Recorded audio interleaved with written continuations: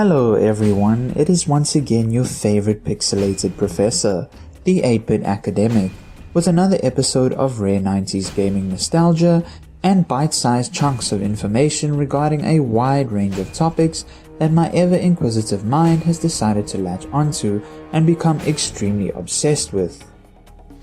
Yeah, it's a real problem with me. Oh my god! Oh, it's so good! Oh my god! Oh my god! It's so good! Here comes! Oh, here comes! Here comes!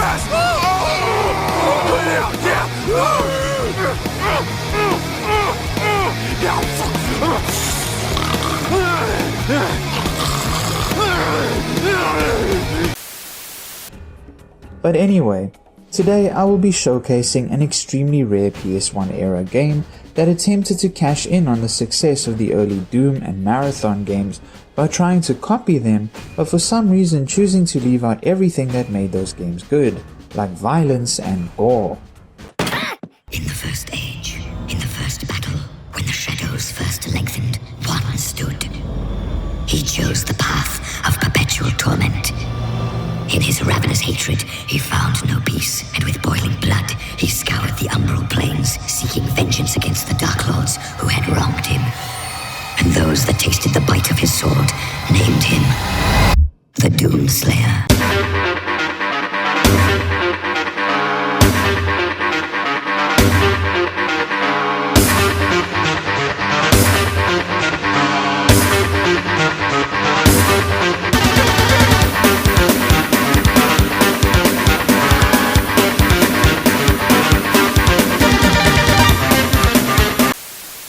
However, having played and finished it some years ago, I will admit that it isn't all that bad, but honestly speaking, violence really does go a long way in making your game go from not bad to freaking awesome. All the way! Look at him go! Wow. This is really one of those heartwarming moments in sports where you just... Oh! Oh my god! Disruptor was developed by Insomniac Games and published by Universal Interactive Studios in the year 1996 as a Sony PlayStation exclusive. Unfortunately though, it didn't catch on due to possibly being seen as just another Doom clone, and probably also for the fact that playing first-person shooter games back on the Sony PlayStation console was like trying to break concrete blocks with your softened willy.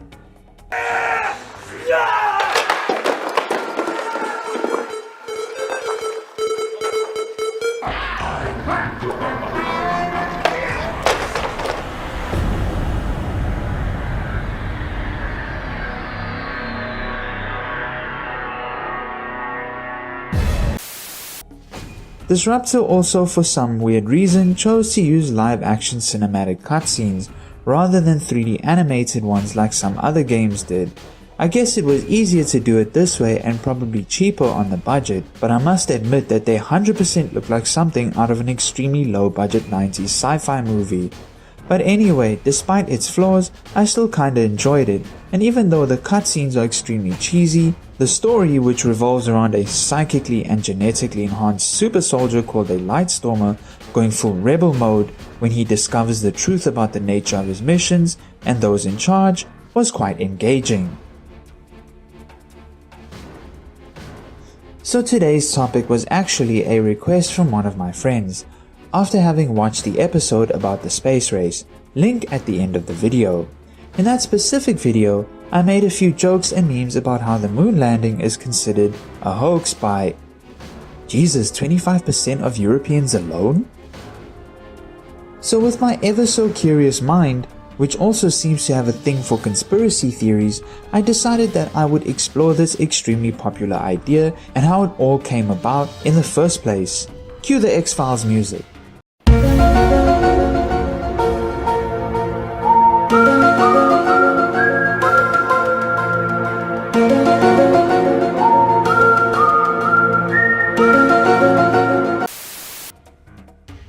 So, just to backpedal a bit and give a brief summary of how this idea of us landing on the moon became an extremely sought after prize for humanity, let's take a quick trip to the end of World War II, where the Soviet Union and the Western Allies simply could not agree to the fate of Germany after the Nazis were defeated. and Hitler put a bullet through his own skull. That's if you don't believe that he escaped to Argentina at the end of the war. Future episode, please subscribe to catch that one and more with yours truly, the 8-bit academic. But anyway, this disagreement between the Soviet Union and the Allies, with the Allies believing that Germany should be rebuilt and forced to adopt democracy to prevent a potential future rise of fascism, and the Soviets believing that it should be punished for its war crimes by becoming yet another in a long list of Soviet satellite states, among other reasons such as the US and Britain having absolutely no desire for communism to exist in the West, led by both Germany being split along the Berlin Wall until 1989, with East Germany being under the control of the Kremlin, would culminate into humanity's most tense dick-measuring contest known as the Cold War. An ideological, military, nuclear, economic, and foreign policy-based extreme staring contest that would last for around 46 years. In the backdrop of this threatening thumb war, the need to prove one's superiority through science arose as well, and thus the contest known as the space race was born, to see which side of the indirect conflict could reach the stars first and most likely build a military base on the moon or something. No, like seriously, that was legit part of the plan, but they never got to it. Or did they? Another future episode about secret bases on the moon. Subscribe now to catch the action and suspense.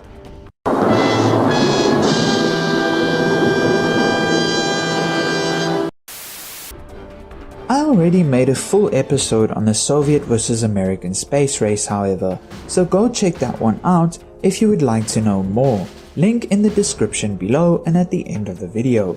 But to return to our topic at hand, the space race would culminate in President John F. Kennedy in September 1961 making the bold claim that the United States would put a man on the moon before the end of the decade. This all before he got shot in the head by the CIA. Lee Harvey Oswald.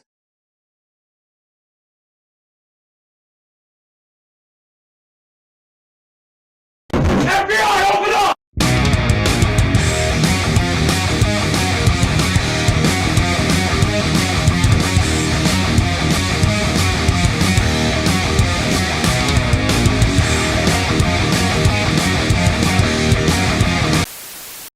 As a result of this claim, and the intense desire to show that they have a bigger penis than the Soviets, the Nazi Aeronautics and Space Administration, or NASA, got to work on the next 7 years to try and send a man to the moon. I wonder if anyone caught that NASA joke. Comment down below if you did, and if you didn't, maybe I will make a video about that in the future as well. And I just want to say thank you for making it happen. Thank you.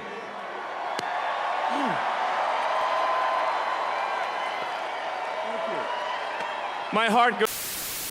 Fast forward to the year 1968, where the first attempt to reach the moon was done with the Apollo 8 mission, but rather than landing on the moon, the three-man crew consisting of Frank Borman, Jim Lovell, and William Anders in their command module spacecraft would only orbit the moon as sort of a test run that would pave the way for the Apollo 10 moon orbit mission in May 1969, and finally the Apollo 11 moon landing of July 1969, which saw astronauts Edwin Buzz Aldrin, Neil Armstrong and Michael Collins becoming the first ever humans to set foot on the surface of the moon, with Neil Armstrong saying the now famous quote, "Say the line, Bart!"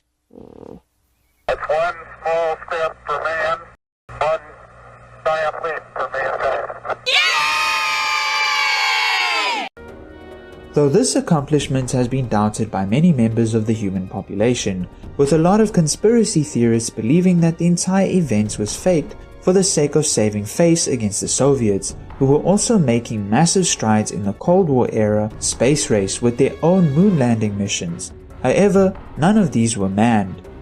The belief in the idea that the moon landing was all just one big lie and a hoax started with one individual by the name of Bill Kaysing, who, despite having been somewhat loosely involved as a technical writer in the development of the American rocket program, specifically the development of the Saturn V rocket engine, in 1976, for whatever reason, he decided to write a whole book which he self-published titled We Never Went to the Moon, America's $30 billion Swindle. According to him, what started off as a hunch then evolved into true conviction and was based off his belief, which is also claimed in the book, that the chance of pulling off a successful moon landing was lower than 0.0017%, and that it would have been far easier for NASA to simply fake the moon landing than to actually go there. But personally, I'm beginning to think that maybe Homeboy was just a little pissy because he didn't get any recognition from NASA due to his amazing contribution to the project with writing about it for dummies. Apparently, one of the big claims made in 1980 by yet another bunch of crazies called the Flat Earth Society, who, I kid you not, have begun to try and use AI to prove that the Earth is flat, but forgetting to edit out the actual curvature, is that NASA used a sponsorship from Walt Disney and hired legendary director Stanley Kubrick to direct the film footage of the moon landings, which, according to these same conspiracy theorists, Kubrick supposedly alluded to this in his film The Shining by way of multiple Easter eggs like the little boy's sweater, which has the words Apollo 11 written on it, and the otherwise innocuous change from room 217 in the novel that the movie is based off to room 237 in the film. This is believed to reference the estimated 237,000 miles between the Earth and the Moon, even though this number is extremely inaccurate, and the actual distance between the Earth and the Moon is 384,400 kilometers, or 238,855 miles. Come to think of it, they actually weren't that far off.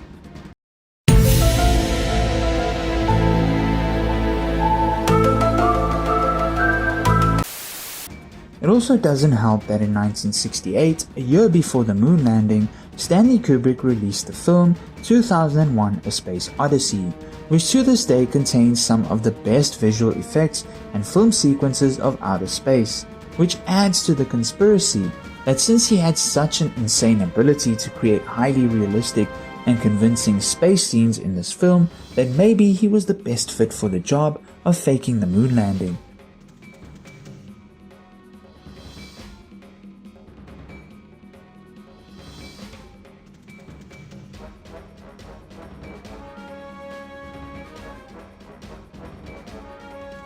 Added to this, there also exists a 1971 James Bond movie titled Diamonds Are Forever, which features the British super spy played by the late Sean Connery ending up on a secret NASA facility where the totally real moon landing is being filmed.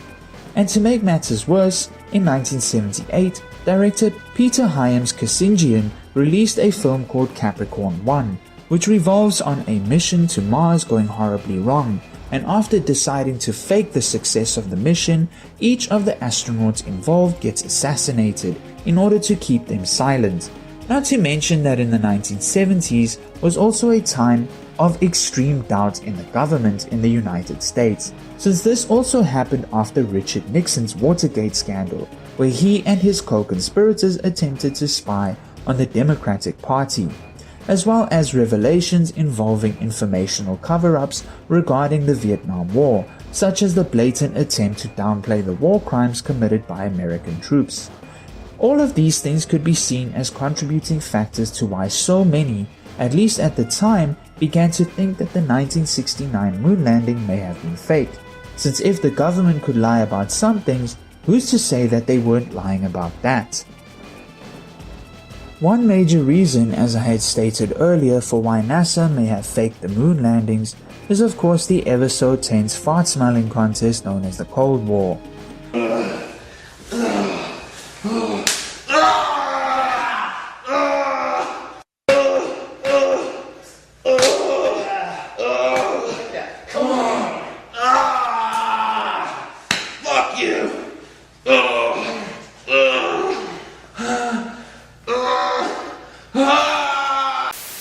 For both the United States and the Soviet Union, landing on the moon was viewed as a national and technological accomplishment that would generate worldwide acclaim, but was also seen as having quite a lot of military potential, hence why both the US Air Force and the Soviet military complex was so heavily involved in both of their individual space programs. Just imagine the advantage of being able to strike at an enemy nation from an orbital military base like some Death Star or Exterminator shit.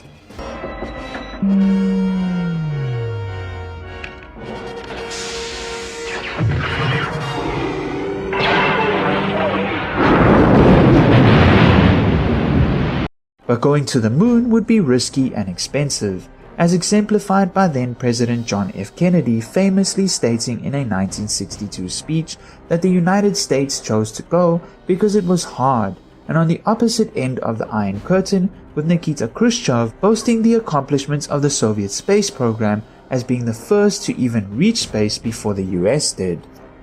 So this goes without saying that if landing a man on the moon would be so difficult, costly and dangerous, then easiest thing to do would be to fake it to make it seem like the US was ahead of the Soviet Union in the space race. Other claims of why NASA would fake the moon landings also revolve around the idea that they were simply trying to save face and avoid global humiliation, especially in the face of JFK's bold 1961 claim of putting a man on the moon before the end of the decade.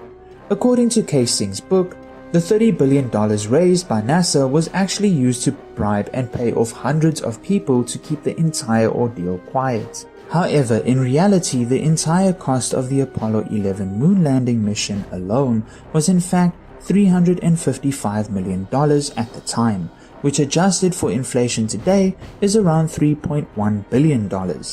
Authors Mary Bennett and Dave Percy claimed in a 2001 book titled Dark Moon, Apollo and the Whistleblowers that with all the known and unknown hazards, NASA also would not have wanted to risk broadcasting an astronaut getting sick or dying on live television, with the counter-argument to this being that NASA did in fact incur a great deal of public humiliation and potential political opposition to their space program by losing the entire crew of the Apollo 1 mission during a ground test after a fire broke out in the vacuum-sealed capsule, and they all horrifically burned to death, of which you can find the audio here on YouTube.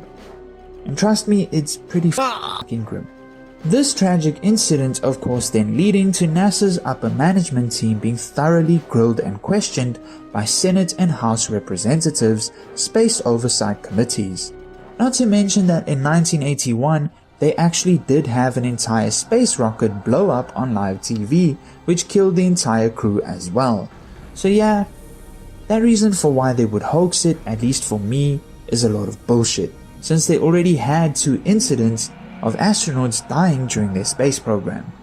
Hoax theory debunker Phil Plait says in his 2002 book, Bad Astronomy, that the Soviets with their own competing space program and intentions to also land on the moon had a highly extensive intelligence and spy network, and quite a formidable scientific community able to analyze NASA data.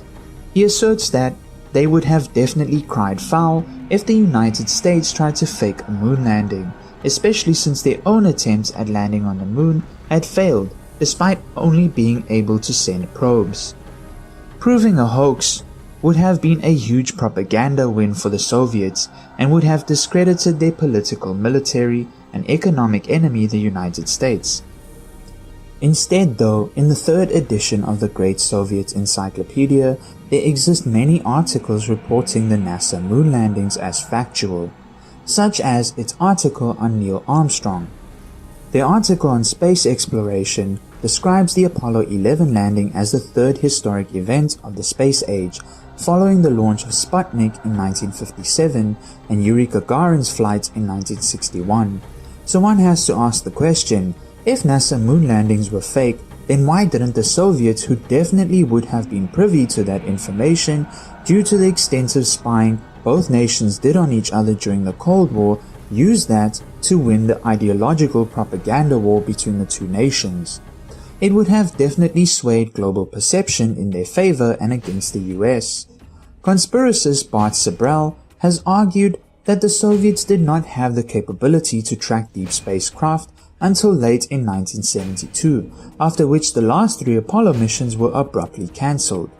But what Sibrel seems to forget is that the Soviets actually had the lead in the space race as far back as the 1950s, having sent the first couple of unmanned missions to the moon by 1959, and by 1962 having already established deep space tracking systems at many of their observation facilities located in Yevpatoria in modern-day Crimea, and Ussurisk city located near Vladivostok in the Primorsky Krai region of eastern Russia. The Soviet Union did also track the Apollo missions at their Space Transmissions Corps, which was fully equipped with the latest intelligence gathering and surveillance equipment.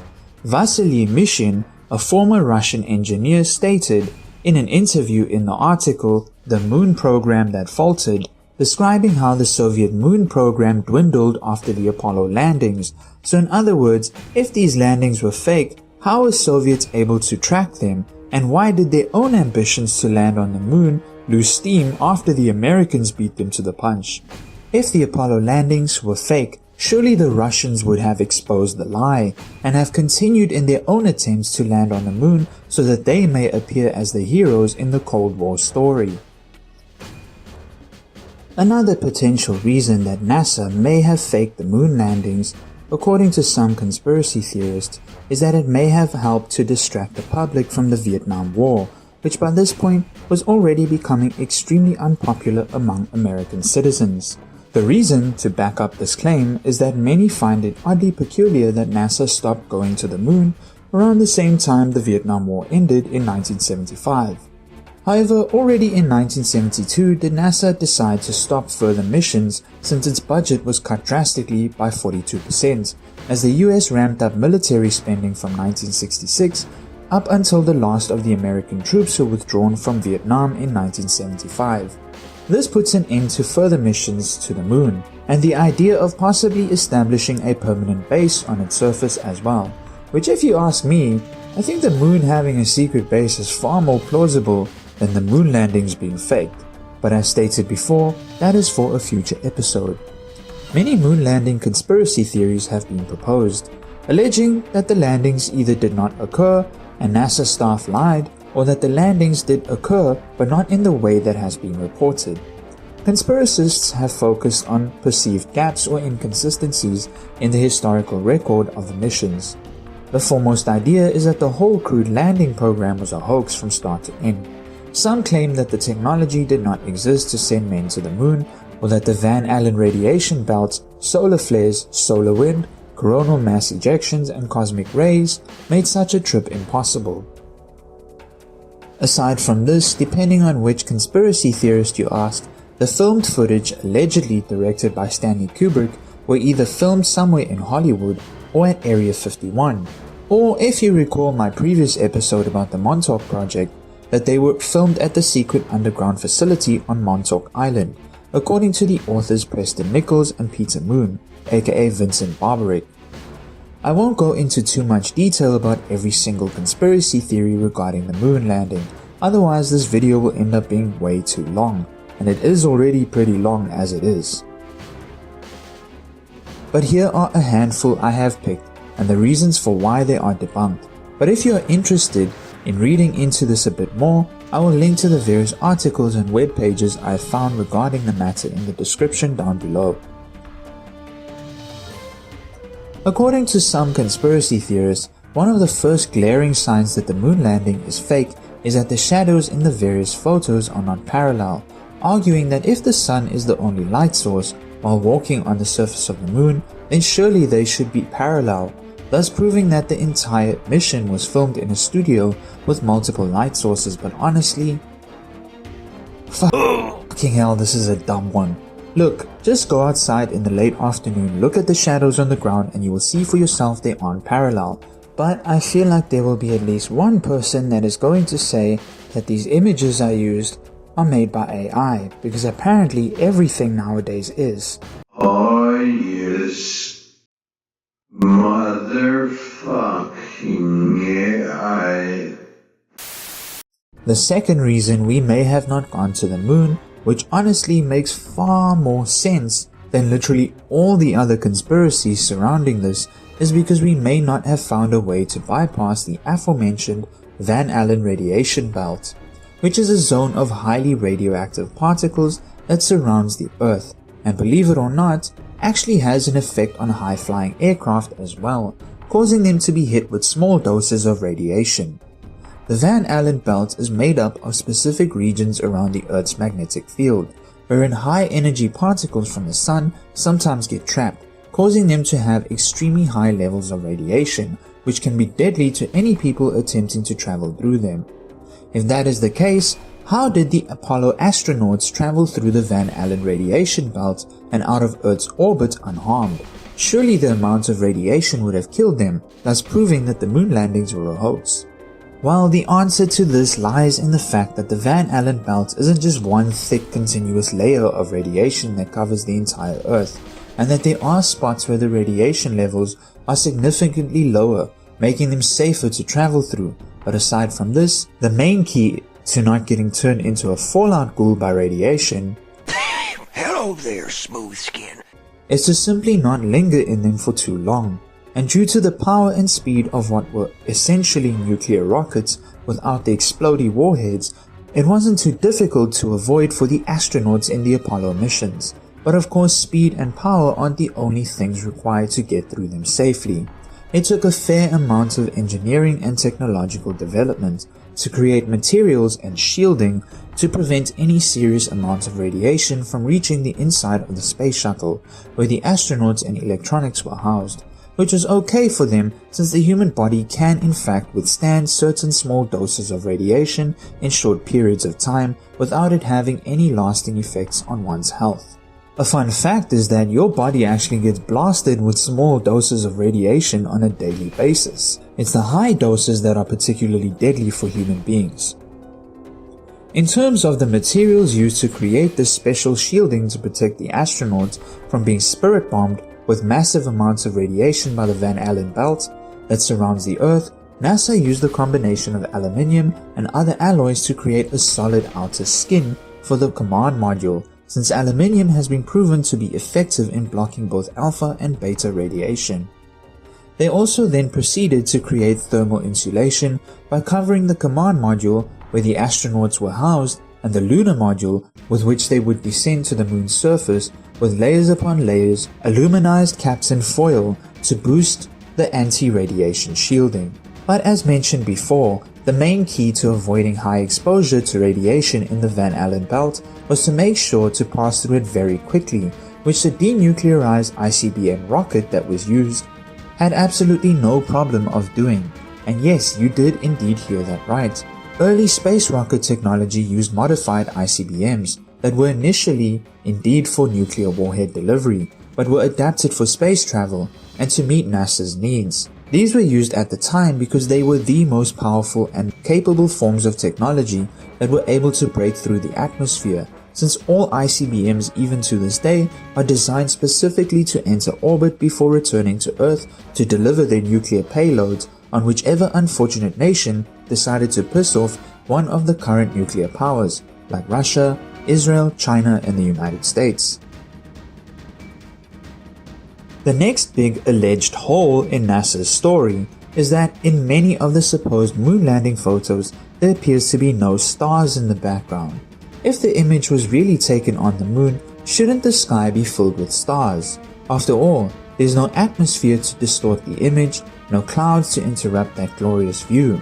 Well, this can easily be explained by the fact that the closest star, the Sun, simply outshines all the rest that are way off in the distance, entire light years away from the location of the moon, probably in far off galaxies. And this is even more evident when taking the photo on one of those old 1960s cameras.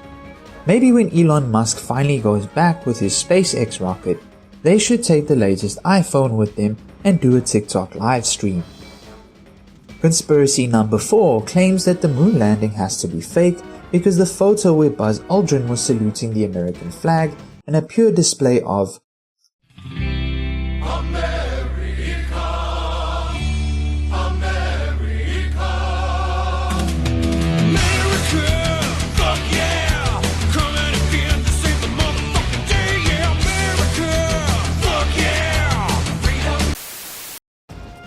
seems to make the flag appear as if it were waving in the wind.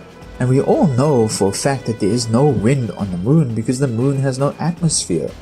But if you examine the image more closely, as in right here in this spot, you will see that there seems to be some kind of rod stuck into the top edge of the flag to make it extend out straightly, because much like a limp dick during sexy time, having a limp flag would be embarrassing for the ever so proud nation of gun-toting immigrants that get mad at other immigrants for taking their gerbs.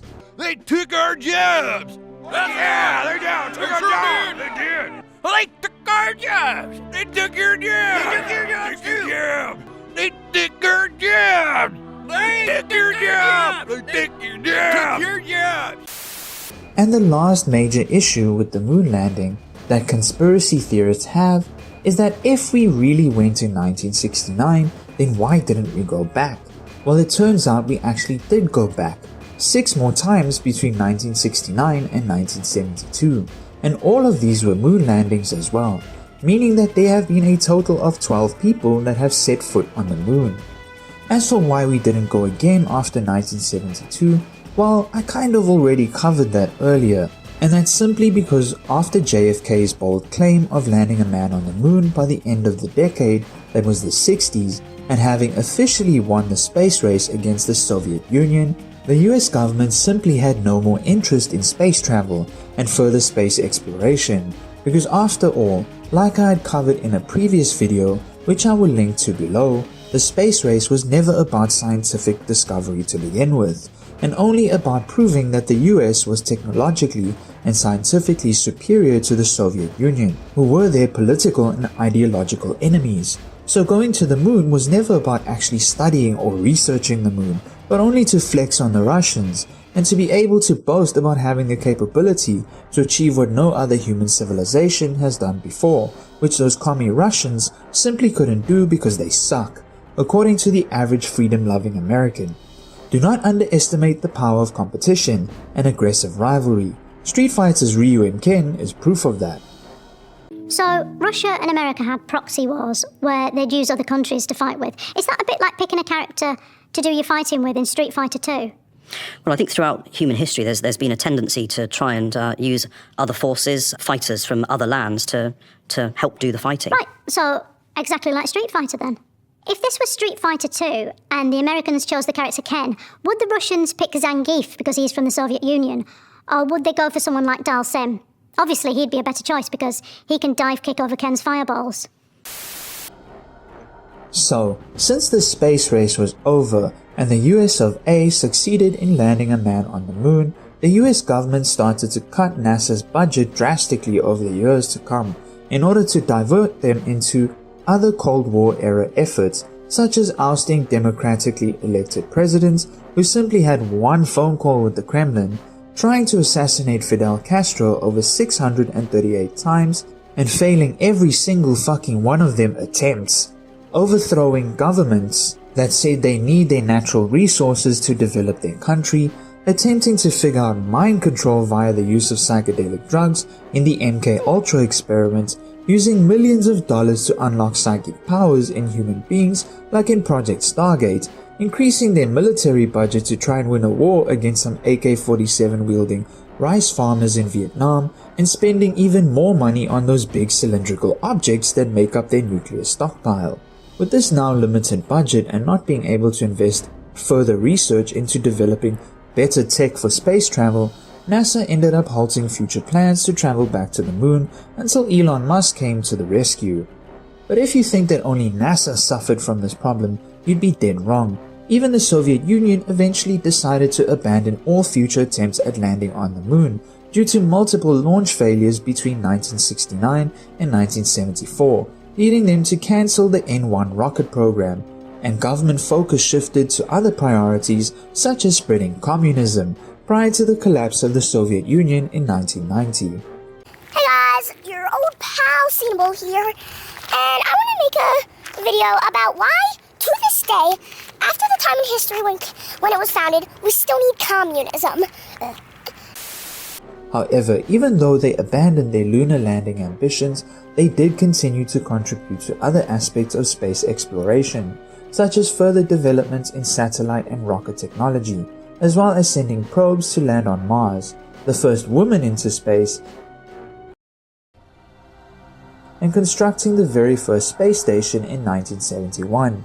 So definitely a lot more support from their government for space exploration than the Americans. However, this support would end completely after the Soviet Union was dissolved in 1990. In the end though, despite the fact that much of these conspiracies regarding the moon landing can be quite easily debunked, I will also admit that NASA has also been the architect of their own demise, and in some ways haven't helped their case very much by doing a bunch of really stupid things along the way, such as sending a fake moon rock which turned out to just be petrified wood to a museum in the Netherlands. Yeah, not a good look, eh? But apparently this was the only blunder of the entire endeavor. All the other specimens they sent to other countries around the world were legit moon rocks collected during the 6 Apollo moon landing missions between 1969 and 1972. Then there's also the issue that in 2001, NASA attempted to hire James Orberg to write a whole book with point-by-point rebuttals against the many claims made by conspiracy theorists, as well as 72-year-old Buzz Aldrin punching the same aforementioned conspiracy theorist Bart Sibrel in the face when he started harassing the poor old man outside a hotel. Now in my opinion, this all just seems quite petty on NASA's part, especially attempting to hire someone for $15,000 to write a book to debunk conspiracy claims. But then again, in the case of Buzz Aldrin punching Bart Sibrel, look, if I were a 72-year-old man just trying to enjoy my last few years on this earth and some Todd came and started calling me a fraud out of nowhere, I'd probably punch him in the face too.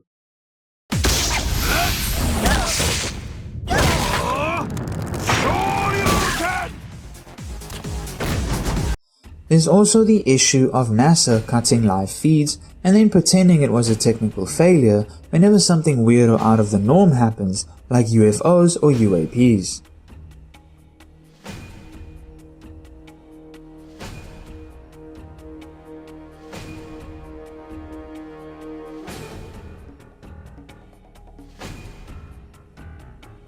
And then also photoshopping the out of images of space and other planets they received from their telescopes, probes, roverbots and satellites. Which I get that they're trying to make them look pretty, but it's also extremely unnecessary and just adds fuel to the fire of people not trusting them and believing that all the images about space and the moon are fake. And lastly, the fact that NASA was in fact founded by a bunch of Nazi rocket scientists who were assimilated into the United States as part of Operation Paperclip after World War II, with the most famous one being Wernher von Braun, the founder of NASA, who turns out used Jewish slave labor to build and develop rockets at his weapons factories in Germany during the war.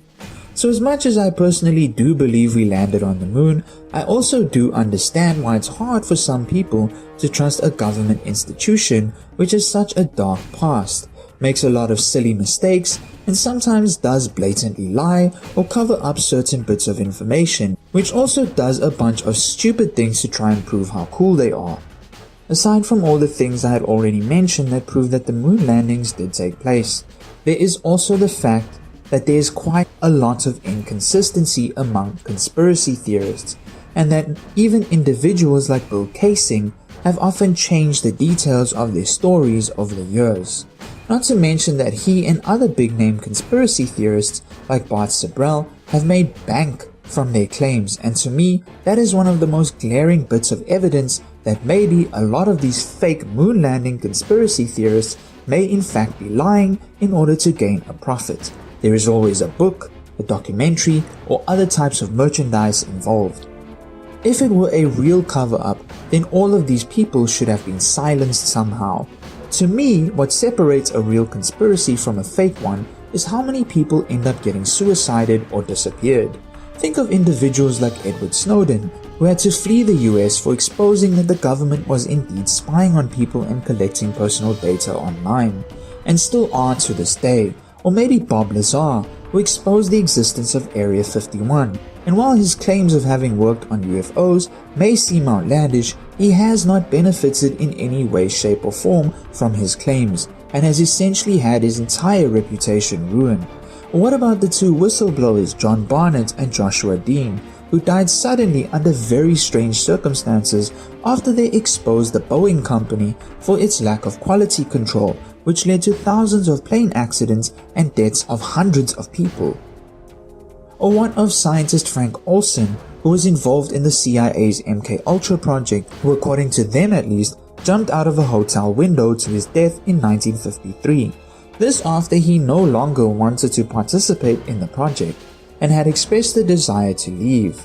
Or lastly, a very famous case from recent years, the alleged suicide of Jeffrey Epstein, who I'm sure everyone should know about by now, and how he allegedly hung himself just before he was about to testify against people who visited his pedo island.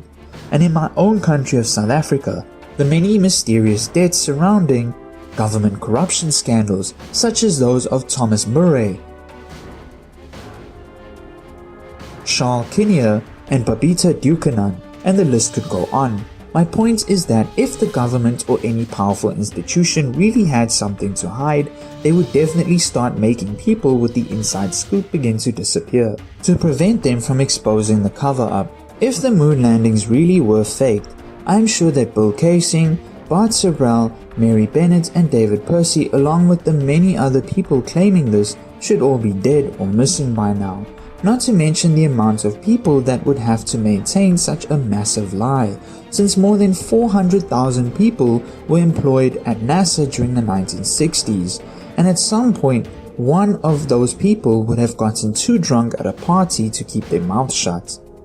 Also, to add to all this, since the late 2000s, high-definition photos taken by the Lunar Reconnaissance Orbiter of the Apollo landing sites have captured the lunar module descent stages and the tracks left by the astronauts.